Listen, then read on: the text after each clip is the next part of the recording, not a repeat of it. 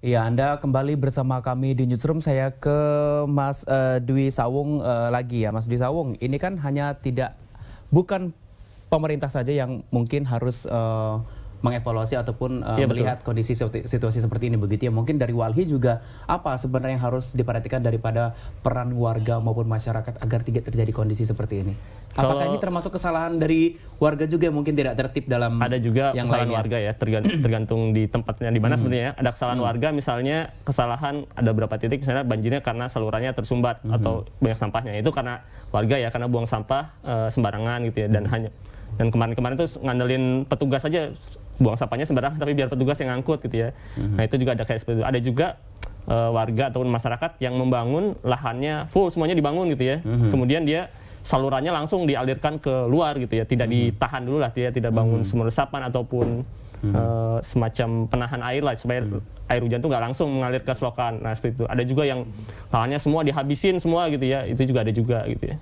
Ada yang membangun di daerah yang dilarang sebenarnya, itu harusnya daerah rawa-rawa ataupun situ gitu ya, dibangun sama dia, ya itu ya salah dia sendiri sebenarnya. Kalau dia kebanjiran ya salah dia sendiri. Itu kan memang dulunya tempat air parkir ya, kalau banjir besar dia parkir di situ air, tiba-tiba dibangun rumahan, ya udah. Kalau banjir itu nggak bisa juga sebenarnya nyalahin pemerintah ya, mungkin bisa disalahkan pemerintah yang memberikan izin ya. Kenapa udah tahu daerahnya daerah banjir, lebih rendah, daerah banjir, kenapa, dan daerah penampungan air ketika banjir kenapa diberikan izin gitu.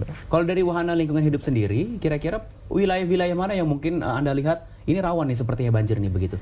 Sebenarnya kelihatan berapa ya? Ya Kampung Pulau dan sekitarnya memang kan rawan banjir. Kemudian juga daerah Kelapa Gading itu kan juga rawan banjir. Kemudian juga di daerah Jakarta Barat dekat ke pantai utara Jakarta itu juga rawan banjir. Itu memang rawan banjir. Daerah Sunter juga rawan banjir gitu ya.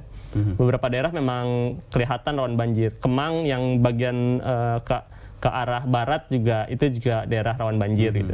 Apalagi di Kemang dibangun banyak bangunan-bangunan yang masif, infrastruktur yang masif, ya udah itu memang jadi rawan banjir. Baik, Pak Fahri masih mendengar kami di studio, Pak Fahri? Masih. Pak Fahri, tadi Anda mengatakan bahwa curah hujan ini akan terjadi sampai dengan bulan April gitu ya. Nah, untuk wilayah DKI Jakarta kita memang sudah melihat untuk kondisi saat ini. Tapi apakah Anda bisa sampaikan bagaimana untuk wilayah ataupun di daerah lain seperti di luar Jakarta, di wilayah Sumatera, Kalimantan dan sebagainya, apakah untuk kondisi ini akan berlangsung juga hal yang sama, Pak Fahri? Ya, potensi hujan dengan intensitas sedang hingga lebat, bahkan sangat lebat itu masih bisa terjadi selain di Jabodetabek, antara lain di Sumatera bagian barat dan selatan, barat, Bengkulu, Sumsel, Lampung.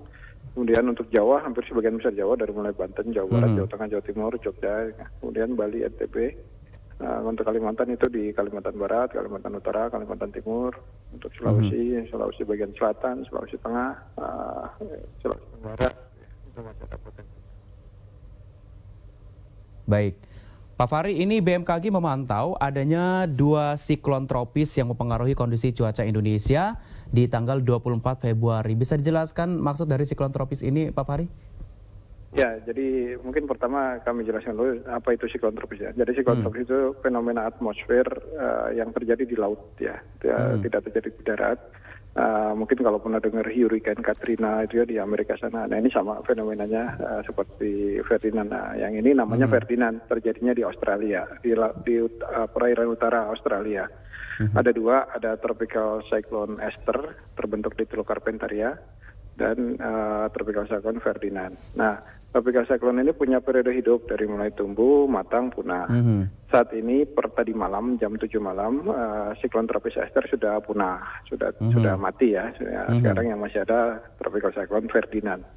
Nah, yang perlu kami sampaikan bahwa siklon tropis tidak akan masuk ke Indonesia, gitu ya. Jadi kalau ada yang bilang waspada siklon tropis akan melanda Indonesia, itu bohong, gitu ya.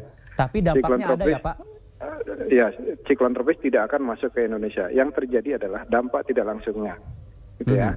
Nah, kayak sekarang kan siklon tropis Ferdinand ada di utara Australia nih, di perairan. Dia bergerak ke barat daya menjauhi wilayah Indonesia. Nah, tapi ekornya dampak tidak langsungnya itu menyebabkan adanya daerah pertemuan angin. Nah, daerah pertemuan angin inilah yang menyebabkan tumbuhnya awan-awan hujan di Jawa, Bali, NTB, Nah, jadi siklon tropisnya sendiri itu sih jauh adanya, tidak ada di Indonesia, cuma dampak tidak langsungnya ada di Indonesia. Kira-kira perubahan iklim tropis ini sampai kapan, Pak? Ini bukan perubahan iklim tropis, ini namanya siklon tropis. Siklon tropis ya? Jadi kita perkirakan Ferdinand akan punah dalam 2 hingga 3 hari ke depan, itu sudah punah ya. Berarti Tapi bukan berarti setelah siklon tropis Ferdinand punah kita akan berhenti hujannya, enggak juga, gitu kan? Baik. Karena banyak faktor lain juga yang menyebabkan terjadinya hujan. Baik, dalam artian dalam 2-3 hari ke depan kita masih mewaspadai untuk kondisi seperti saat ini, Pak Fahri? Sampai dengan Maret, Mbak. Sampai dengan Maret? Sampai Maret, bahkan nanti di April kan kita transisi tuh dari musim hujan ke musim kemarau. Nah, di periode transisi polanya biasanya hujannya enggak full seharian gitu, tapi sebentar-sebentar namun deras. Nah, itu nanti yang kita perlu waspadai di periode peralihan. Dan kadang disertai puting beliung. Baik Pak Fahri, kalau Anda pantau yang mungkin BMKG sering melihat begitu ya untuk kondisi di wilayah DKI Jakarta. Kira-kira wilayah mana saja yang mungkin Anda anggap harus mewaspadai kondisi-kondisi banjir seperti ini? Ya, BMKG tidak mengamati banjir ya, Mas. Yang kita amati adalah hujan, gitu ya. Jadi yang perlu diwaspadai terhadap hujan tinggi yang berpotensi mengakibatkan banjir itu antara lain